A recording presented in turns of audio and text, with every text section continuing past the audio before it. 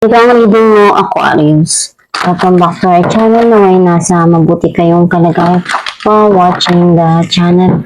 This is a general reading. Kayo nang bahalang magpalit-palit ng situation nyo sa reading ko.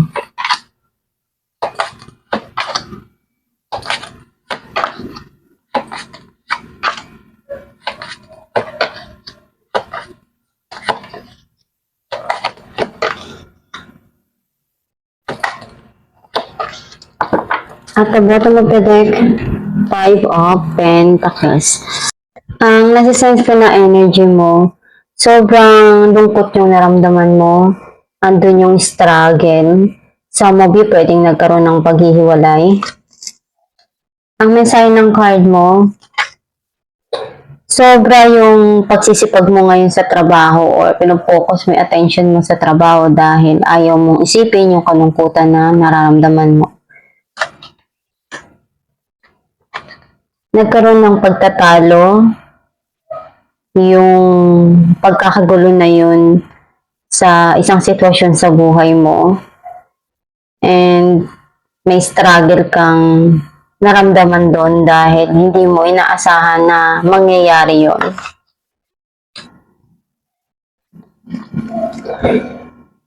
And very emotional ka right now, napapaluha ka pa dun sa mga nangyari na yun, hindi mo alam na darating pala yung time na yun na magaganap yun sa buhay mo.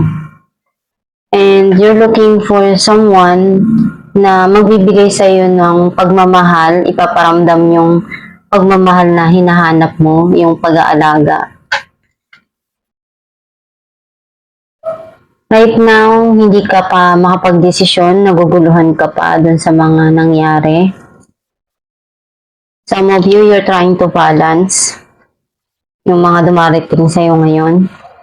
And hindi mo makalimutan yung situation sa past or yung past person mo. Kailangan mo pakinggan yung inner self mo. And yung gabay mo dyan nagsisend ng mga new ideas na pwedeng makatulong dun sa sitwasyon mo. Some of you, andun yung intuition mo, mas lumalakas. And may mga tinatago ka dito, deep within you.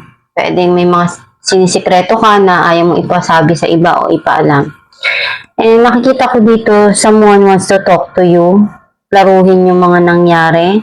O pwedeng ikaw din to, may mga gusto kang sabihin, ipaalam, at linawin dun sa mga nangyari sa sitwasyon na yon.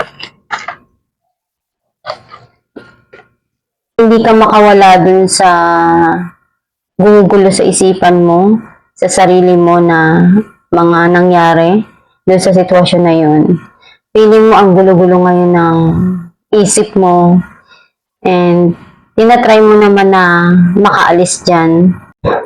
Basta magdasal ka lang palagi and kumunik ka kay God para mabigyan ka ng tamang mga desisyon sa buhay mo right now. Naripay natin ng 8 of Pentacles, 6 of Cups, and King of Pentacles. Nakikita ko na someone sa buhay mo sa past gustong bumalik. Itong taon na to, connected siya sa work, sa trabaho mo, or sobrang sipag itong taon na to. Career-oriented tong taon na to. Some of you pwedeng may mayaman, may pera. Some of you naman pwedeng pinag-iisipan niyang mabuti kung kaya pa bang maayos yung relasyon, and gusto niyang bumalik para malaman kung ano pa yung pwedeng magawa doon sa relasyon na yun. Naripay natin ng Queen of Cups,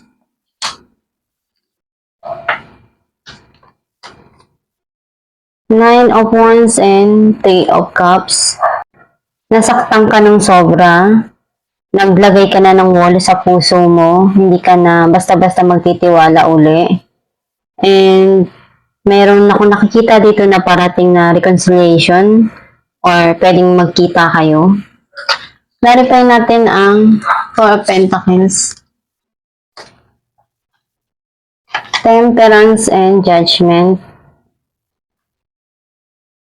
Kailangan mo lang ng mahabang pasensya and darating naman yung panahon na makikita mo rin yung hinahanap mo, yung gusto mong pasagutan. As andyan yung judgment.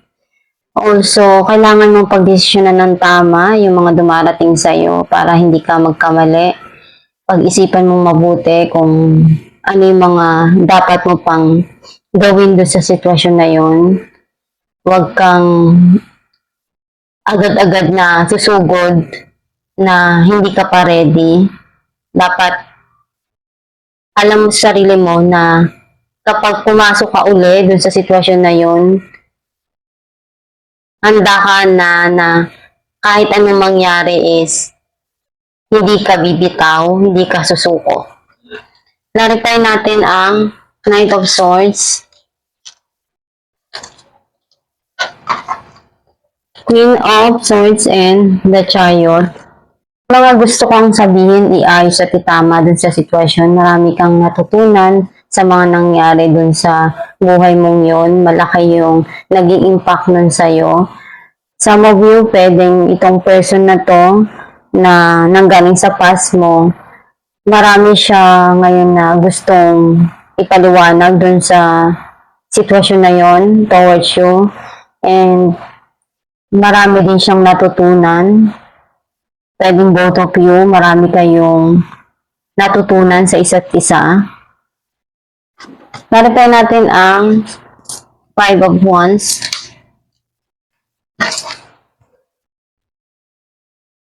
Five of Wands and Five of Wands. 555.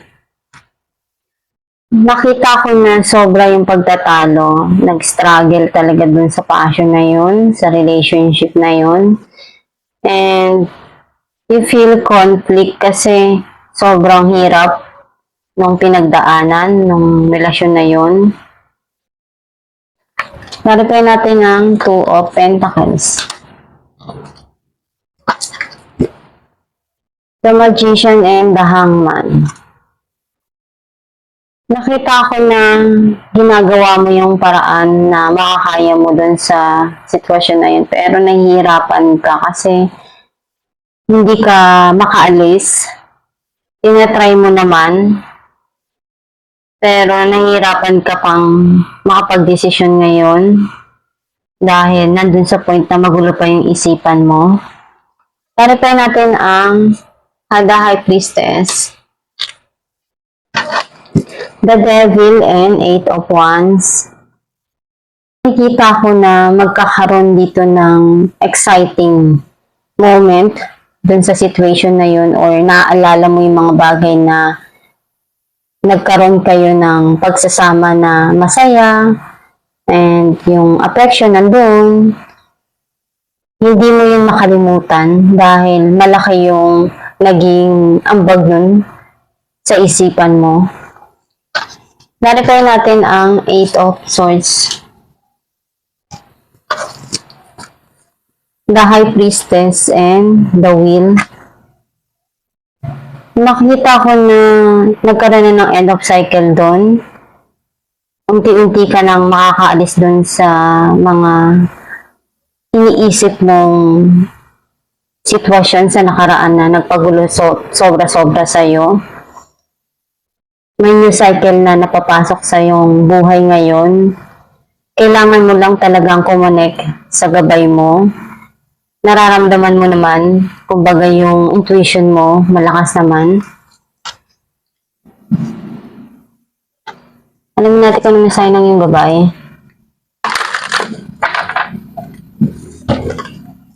Reward yourself. You have been giving a lot of yourself lately, and it's time for you to receive.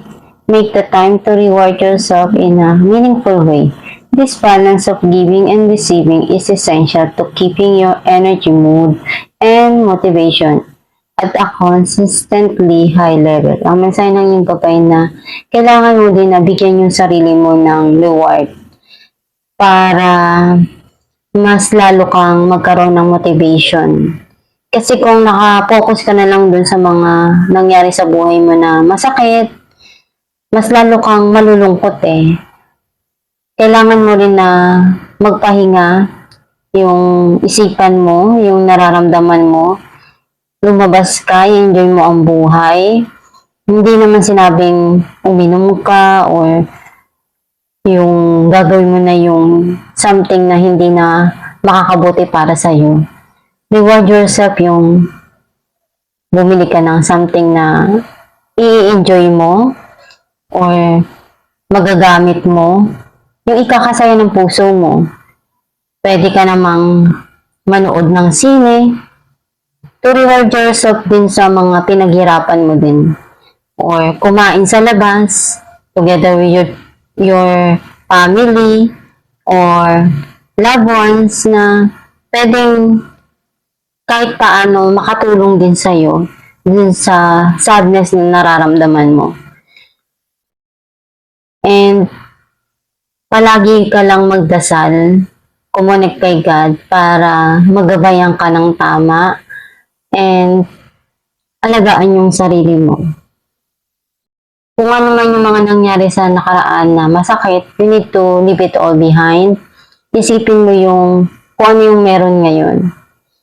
And kung may babalik man na tao sa buhay mo, pag-isipan mong mabuti kung handa ka ulit ba na masaktan at harapin ko ano yung mga darating pa na pagsubok dun sa relasyon na yun. Basta magdasal ka lang palagi at magpakatatag. At itong yung reading Aquarius, kung nakaresonate ka, can you comment down below. Thank you for watching.